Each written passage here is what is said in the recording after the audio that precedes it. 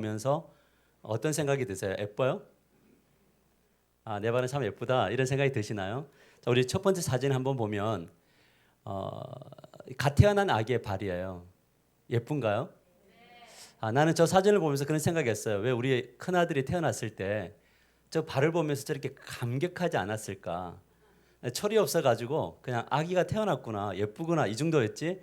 저렇게 이렇게 마디 마디가 저렇게 예쁠까라는 생각을 가지게 되었습니다. 요즘에는 아이들이 너무 예뻐 보여요. 요즘 아이들 다 예쁜데 요 앞에 있는 요 꼬마 녀석이 인형 같아서 되게 예쁘더라고요.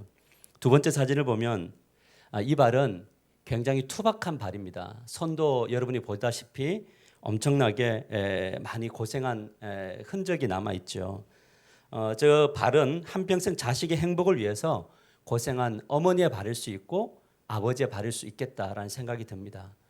요즘 아이들이 너무나 이렇게 자기 중심적으로 크다 보니까 엄마 아버지가 얼마나 고생했는지, 우리가 여기까지 서기까지 우리 부모님의 희생이 어떠했는지 이것을 참 잊은 채 살아가는 것 같아요. 우리 어머니는 우리의 손과 발, 우리 나이가 아무리 많이 들어도 60이 되고 70이 된 자녀가 있다 할지라도 부모님은 그 아이들의 손과 발을 만져줄 수 있고 씻어줄 수 있는데, 과연 우리는 살아가면서 우리 부모들의 발을 씻어준 적이 있는가라는 생각을 해보는 사진입니다. 세 번째 발은 무용수의 발인데요. 발레리나 강수진 씨의 발입니다. 비록 엉망이 된 발이지만 자기에게 주어진 삶의 영역, 직업과 부르심 앞에서 최선을 다해서 그 무용을 하며 연기했을 때 저렇게 못난 발이 되었습니다. 그러나 사람들은 저 발을 못났다 이렇게 이야기하지 않습니다. 그 당사자도 자부심이 있을 뿐 아니라 많은 사람들이 볼 때 저 발을 가장 아름다운 발이다 이렇게 말하는 거죠. 이 세상에 가장 아름다운 발은 자신에게 주어진 삶에 있어서 최선을 다해서 그 단 흔적들이 남아 있는 발이 가장 아름다운 발이다 이렇게 말합니다. 그러나 위에 우리가 만났던 세 발과는 좀 다른 한 발이 있습니다.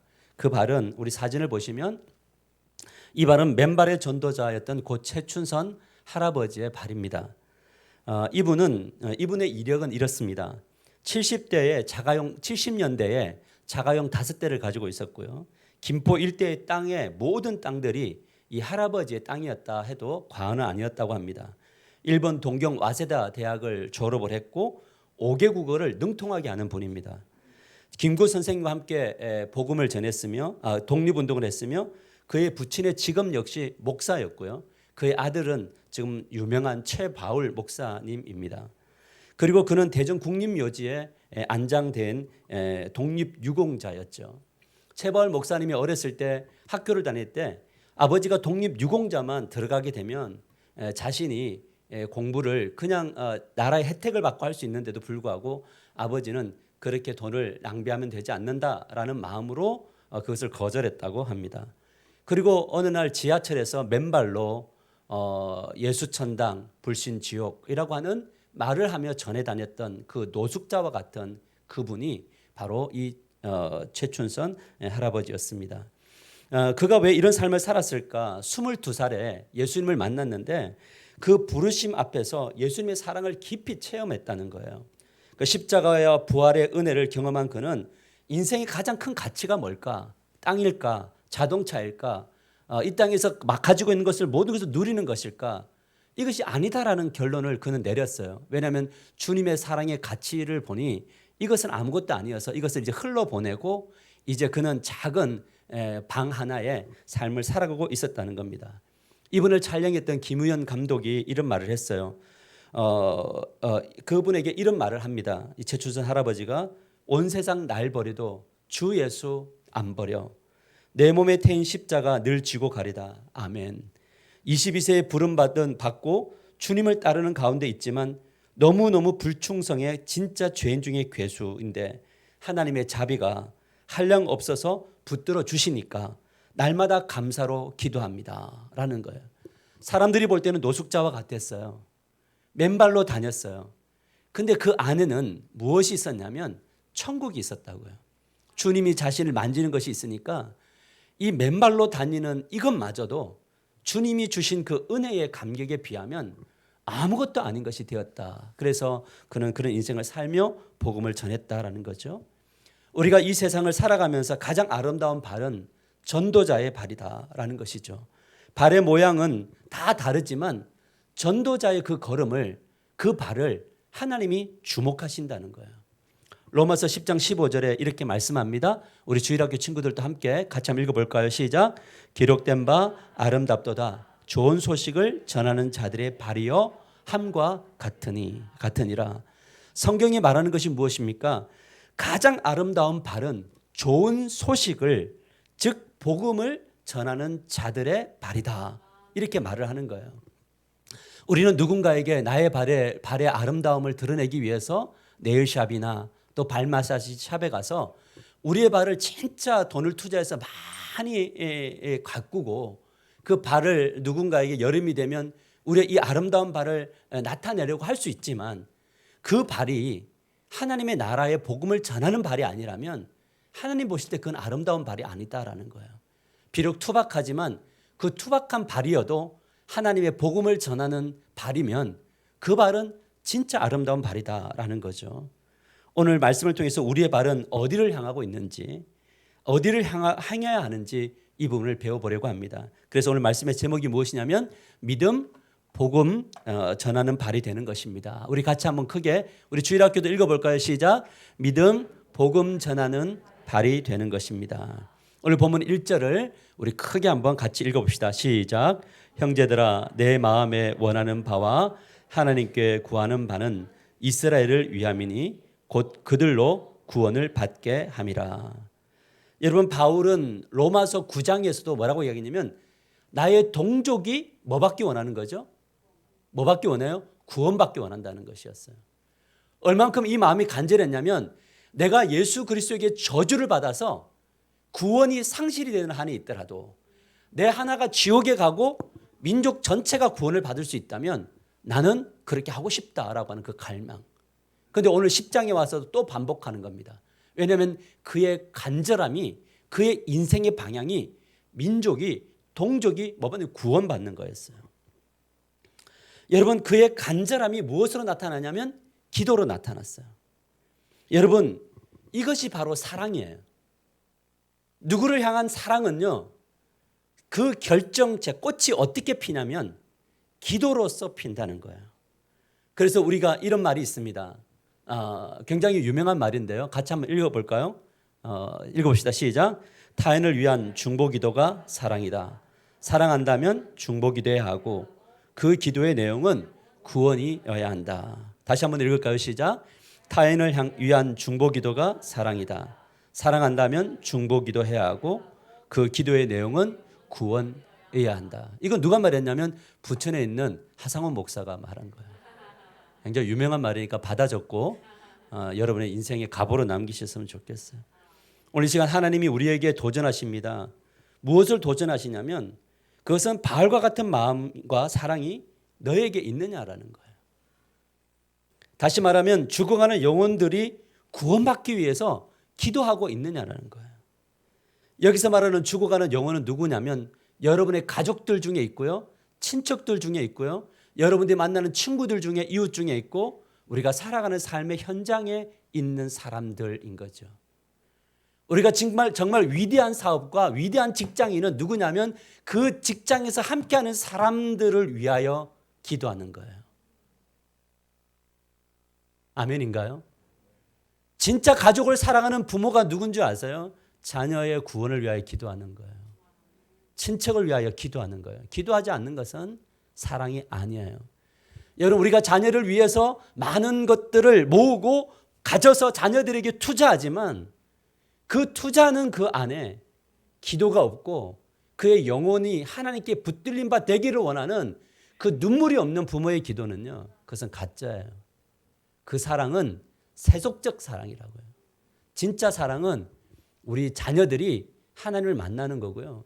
우리가 이웃들과 내가 함께하는 사람들을 위해서 우리가 어느 순간에 어느 위치에 서 있었는지 간에 기도할 수 있어야 그것이 진짜 사랑이다라는 거죠.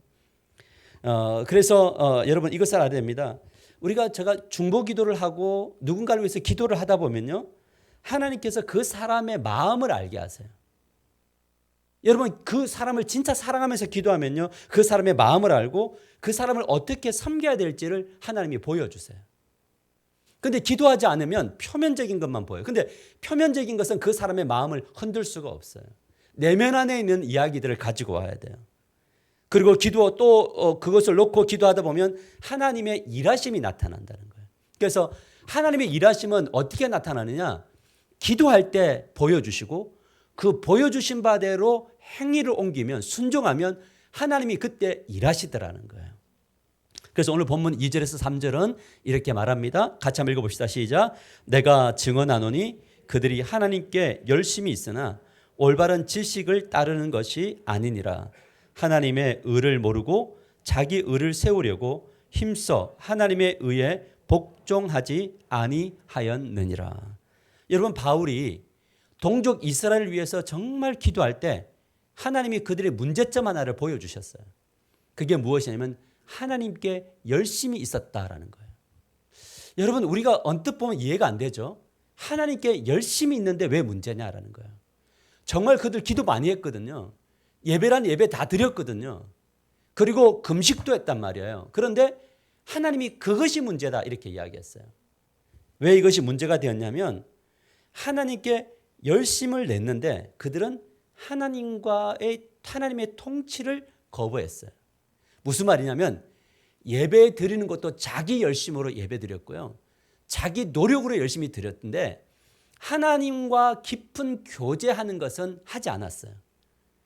일방적인 열심을 내었어요. 하나님이 나에게 무엇을 말하는지 들으려고 하지 않았어요. 하나님, 내가 열심히 합니다. 하나님, 내가 이렇게 했잖아요. 그런데 이들의 그 가장 큰 단점이 무엇이냐면 이들이 믿는 하나님은 소통하는 하나님이 아니었던 거예요. 명령만 하고 그 명령을 따르면 감동받는 분이라고 생각했어요. 그러나 우리가 믿는 하나님은 어떤 분이십니까? 소통하는 분이세요. 제가 예수를 믿고 목회를 하고 신앙인으로 살아가면서 하나님께서 저에게 주시는 메시지 하나가 무엇이냐면 너희가 가지는 열정과 방식이 무조건 옳지 않다는 거예요. 옳다 하더라도 이 순간 옳지 않음을 말하시는 거예요. 그래서 하나님 앞에 물으면 갈 것과 말 것, 움직일 것과 말 것에 대해서 하나님이 명령하세요. 그러면 그것을 따라서 살아가는 것이 뭐냐면 신앙이더라고요. 저는 새벽에 기도를 하다 보면 하나님, 이거 어떻게 해야 됩니까? 라고 말하면요, 하나님이 기도 중에 저의 영혼과 저의 마음과 저의 몸 안에서 하나님이 무엇을 말하고자 무엇을 원하시는지를 자주 들려주세요. 그래서 저는 이 노트에다가 적어서 항상 그것을 설교에 적용하기도 하고 목회에 적용하기도 하면서 걸어가고 있다라는 거죠. 사랑하는 성도 여러분, 소통하지 않는 것은 종교입니다. 따라서 소통하지 않는 것은 종교입니다. 여러분, 우리 이 예배가 일방적이며 종교예요. 우리가 이 예배가 종교가 되지 않는 이유가 무엇이냐면 하나님이 목사를 통해서 여러분에게 말씀하신다는 거예요. 우리가 이 말씀을 듣고 걸어가는 것이 신앙이다라는 거죠. 여러분, 바울은 동족 유대인들 영혼을 위해서 기도할 때 하나님이 보여주신 것, 그들의 열심이 문제다. 열심을 내지 말라는 것이 아니고 뭐냐면 하나님과 제발 좀 소통하는 법을 가르쳐 줘야 된다. 그래야지 그 열심이 진짜 열심일 수 있다라는 것을 말씀하셨던 거죠. 중보 기도를 하면 섬겨야 될 것을 알려주세요. 왜 우리가 모르느냐? 기도하지 않으니까. 여러분, 우리 사도행전 9장으로 가보면 욥바라고 하는 곳에 도르가가 있었는데 이 도르가는 예수님을 믿고 난 다음에 하나님과 소통하는 관계가 되었어요. 하나님의 그 풍성함을 그가 누리게 되었어요.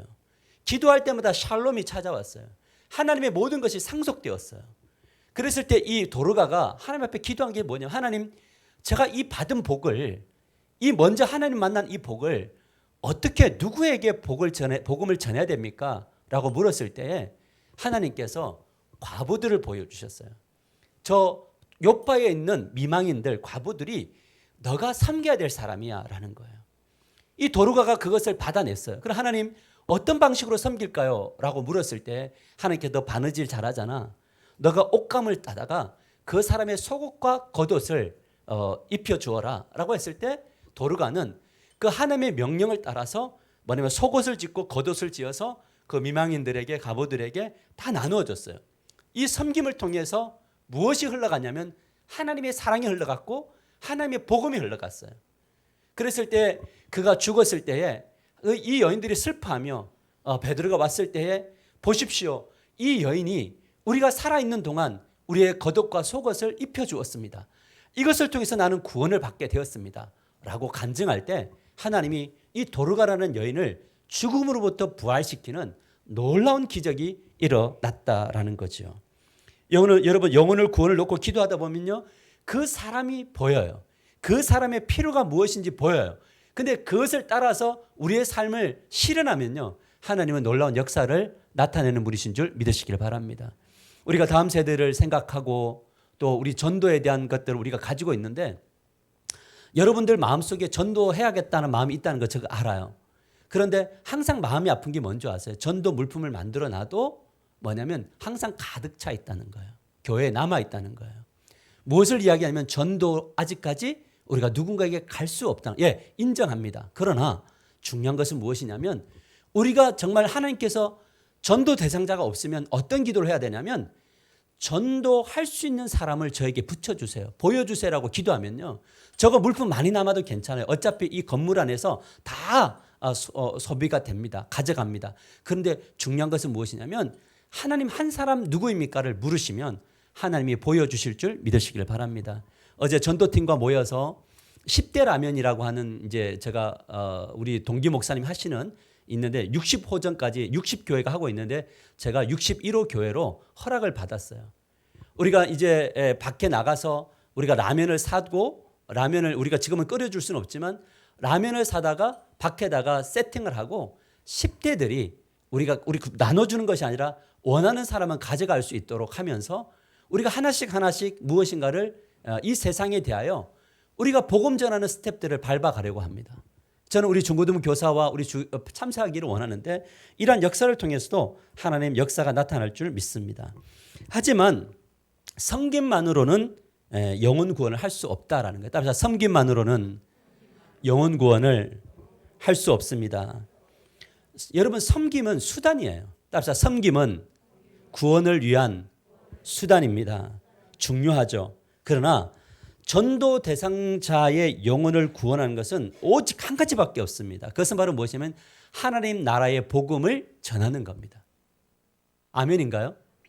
예수 믿어야 구원받습니다. 이 짤막한 복음이라도 선포하는 겁니다. 여러분 우리 9절에서 10절을 세번역 성경으로 보면 이렇게 말씀합니다.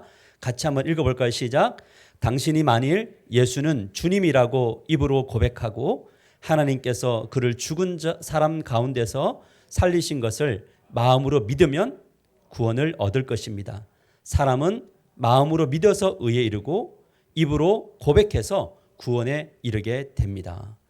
하나님 나라의 복음은 특이하게도 사람들이 입으로 예수님을 뭐라고? 주인입니다. 내 인생이 주인입니다. 라고 고백할 때 하나님이 죄를 용서해 주시고 죽은 자 가운데서 살리신다는 것이 믿어지는 것. 이것을 고백할 때만이 구원을 받는 겁니다. 여러분 예배당에 나오는 게 구원이 아닙니다. 꼭 기억하세요.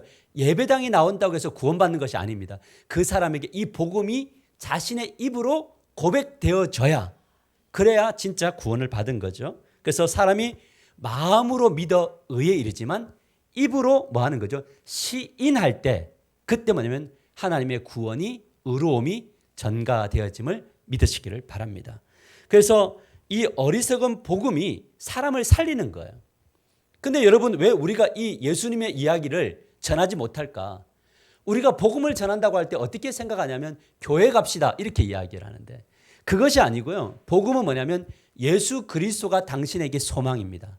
예수님을 주인으로 받아들이면 됩니다. 라고는 이 말을 선언하는 것. 이것이 하나님 나라의 복음 전도임을 믿으시기를 바랍니다.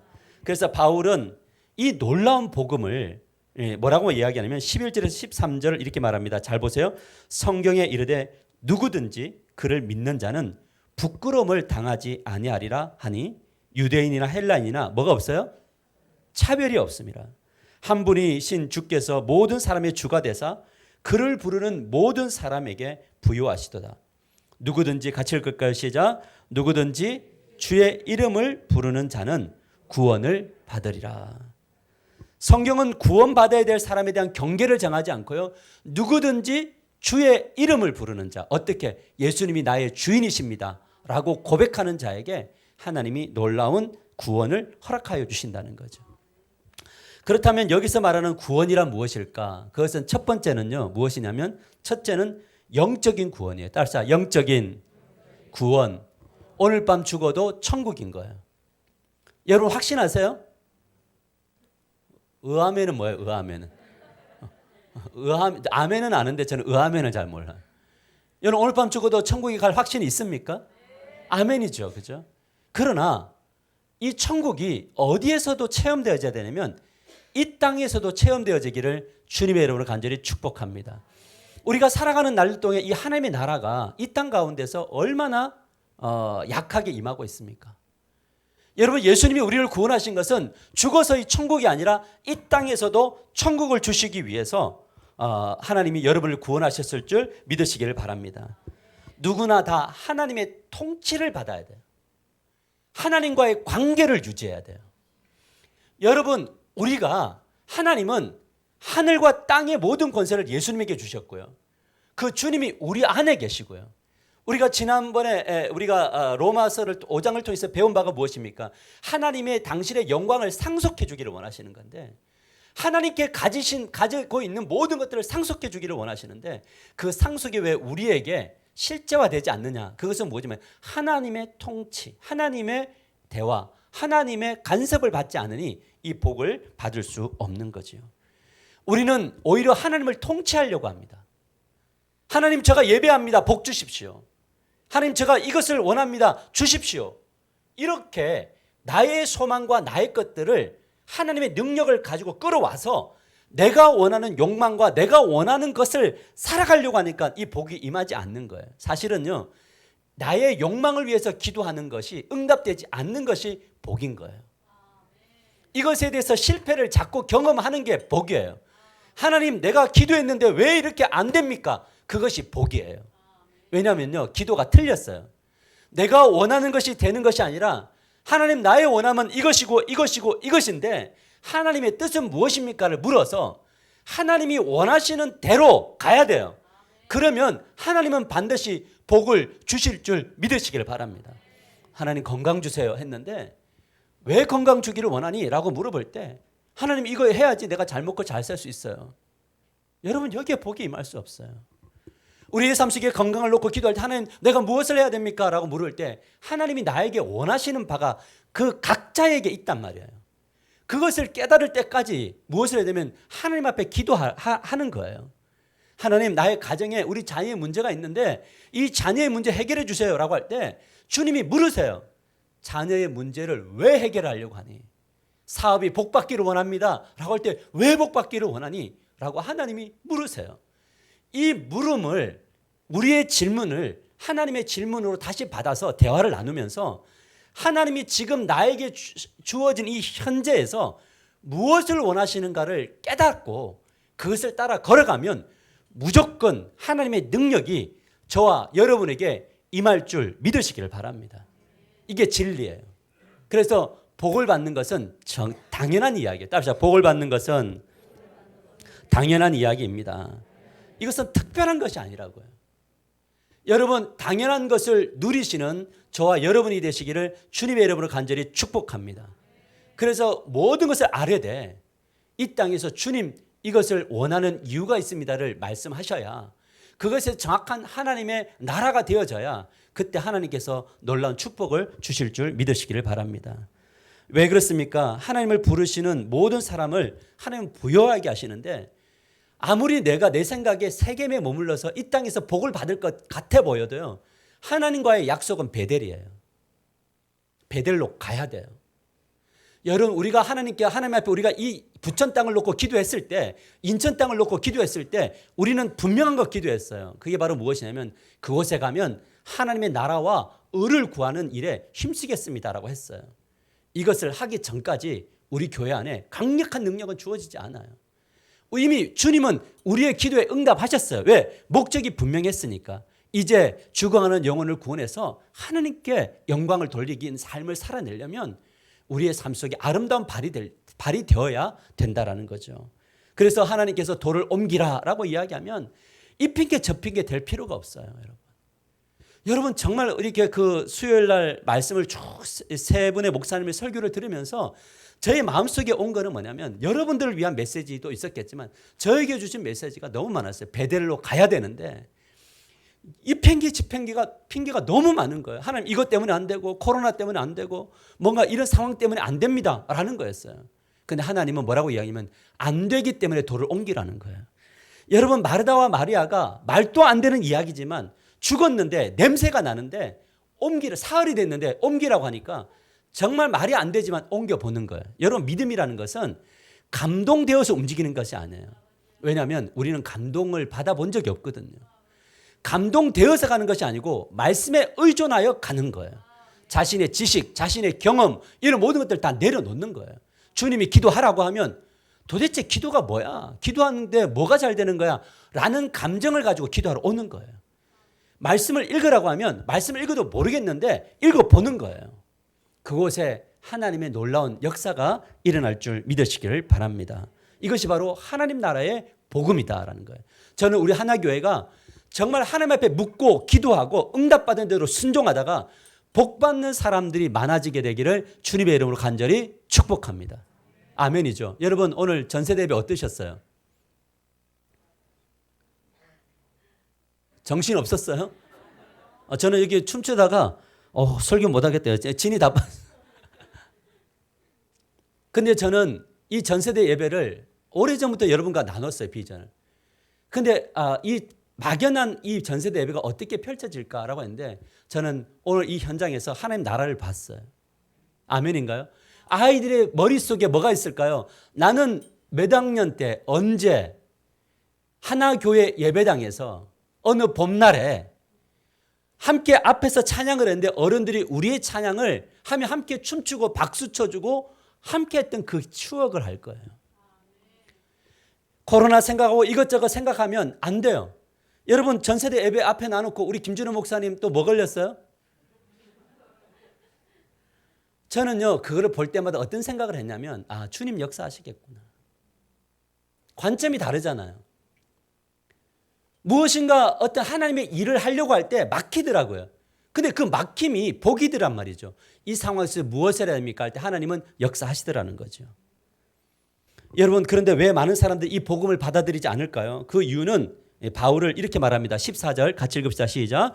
그런즉 그들이 믿지 아니하는 일을 어찌 부르리요? 듣지도 못한 일을 어찌 믿으리요? 전파하는 자가 없이 어찌 들으리요? 사람이 복음을 받아들이지 못하는 이유 중에 하나는 뭐냐면 복음을 전파하는 사람이 없기 때문에 못 만나는 거예요.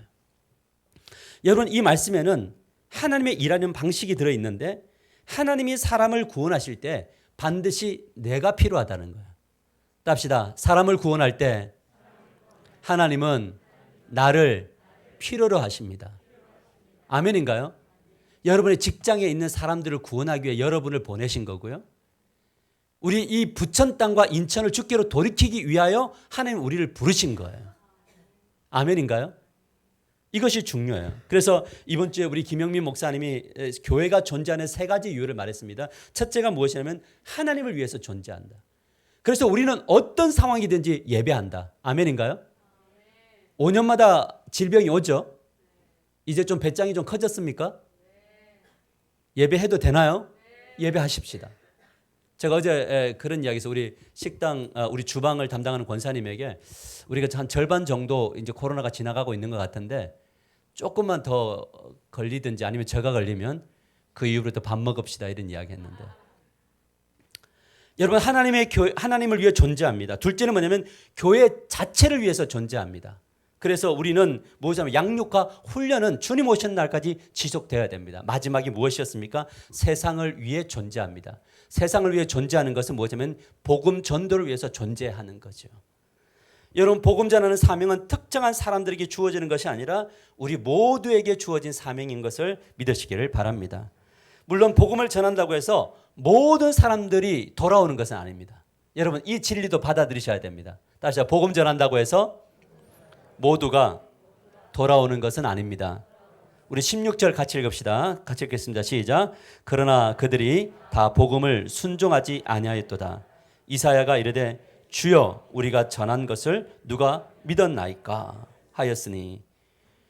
이사야가 아무리 복음을 전해도 사람들이 안 돌아와요. 여러분 우리가 예레미야서를 통해서 깨달은 게 무엇입니까? 예레미야가 40년 동안 목회하고 예수 하나님께 돌아와야지 복 받습니다 라는 선포를 했는데요.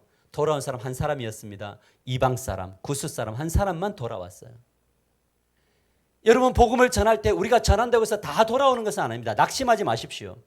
그러나 포기하지 않게 되기를 축복합니다. 이유가 무엇이냐면 17절에 이렇게 말했어요. 같이 읽읍시다. 시작. 그러므로 믿음은 들음에서 나며 들음은 그리스도의 말씀으로 말미암았느니라. 할렐루야. 여러분 우리 저 뒤에 계시는 우리 김기수 집사님 제가 자주 이야기하지만 길에 걸어가다가 이 앞에 계시는 문정숙 권사님이 전해주는 차와 복음 한마디 때문에 지금 구원받았음을 믿으시길 바랍니다. 들었어요. 여러분 하나님이 누군가를 구원하기 원하시면요 정말 말도 안 되는 방법으로도 하나님은 하시는데 그 가운데 하나님의 복음이 선포되면 그 영혼을 구원하신 일은 하나님께서 일하실 줄 믿으시기를 바랍니다. 20절 21절 세번역 성경으로 크게 읽습니다. 시작. 또한 이사야는 매우 담대하게 이렇게 말씀을 전하였습니다. 나를 찾지 않는 사람들을 내가 만나주고 나를 구하지 않은 사람들에게 내가 나타났다. 또한 이사야는 하나님께서 이스라엘을 보고 복종하지 않고 거역하는 백성에게 나는 온종일 내 손을 내밀었다 하신 말씀을 선포하였습니다. 여러분 하나님은요 온종일 손을 내밀고 계세요. 마치 둘째 아들이 돌아오기를 기다리고 있었던 것처럼. 그런데 이 손과 발이 누구를 통해서 드러나냐면 바로 저와 여러분을 통해서 드러나고 열매 맺어진다는 사실을 잊지 않게 되기를 주님의 이름으로 간절히 축복합니다. 하나님이 손을 세상 사람들은 절대 볼 수 없습니다. 그런데 우리가 이 하나님의 마음을 가지고 우리가 영혼 구원하기를 원하는 사람들에게 가서 하나님의 방식대로 섬기고 하나님 나라의 복음을 전하면요 그 사람들이 우리를 통해서 하나님의 그 두 팔 벌린 그 사랑의 품을 보게 될 줄 믿으시길 바랍니다. 우리가 지금 이 자리에 서 있는 것은 누군가의 그 품으로 인하여 서 있었던 거지 우리가 자발적으로 참여한 바는 없었다라는 거죠. 그래서 여러분 우리가 꼭 기억해야 될 것이 무엇이냐면 전도는 영혼 구원을 위한 하나님의 사역에 동참하는 것이다. 반대로 전도하지 않는 것은 하나님의 사역을 외면하는 것이다. 우리 같이 한번 크게 읽읍시다. 시작. 전도는 영혼 구원을 위한 하나님의 사역에 동참하는 것이다. 반대로 전도하지 않는 것은 하나님의 사역을 외면하는 것이다 라는 거예요. 여러분 이것을 알아야 됩니다. 전도는 내가 하고 영혼 구원은 하나님이 하시는 거더라고요. 우리는 그냥 전하면 돼요. 왜 낙담해요? 그러나 전하지 않으면 하나님은 역사하실 수 없어요. 우리가 전하는 것만 하면 삶의 방식을 섬김의 방식과 그 안에 복음을 전해서 전하면 하나님이 역사하세요. 우리가 전하지 못하는 이유는 무엇이냐면 하나님이 역사하신다는 믿음이 상실되었기 때문에 그래요. 여러분 올 한 해 우리의 안에 간증이 있기를 원합니다. 그것이 바로 무엇이냐면 하나님 저 전하겠습니다. 낙심하지 않겠습니다. 그러나 하나님 열매 맺어 주십시오. 그렇게 나가보시면 그 사람에게 반드시 하나님이 방황하는 영혼, 낙심한 영혼, 길을 잃어버린 영혼들을 주께서 인도하여 주실 것을 믿습니다. 그러니까 제가 전도하시는 분들을 가만히 옆에서 보면요. 한 영혼을 놓고 17년을 기도하고 한 영혼을 놓고 10년을 기도했는데 하나님이 또 기다려야 됩니까? 이제 못 기다리겠습니다 라고 할 때 하나님이 그 사람의 마음의 문을 확 열어주셔서 하나님이 그때 인도하게 하는 역사가 일어났다라고 하는 그것을 주셨다는 거죠. 여러분 17년을 기도하고요 10년을 기도했는데 어떤 사람은요 짧게 기도해도 하나님의 때가 되면 반드시 하나님의 역사가 나타나더라는 거예요. 여러분 여러분을 믿지 말고 하나님을 믿으시기를 주님의 이름으로 간절히 축복합니다.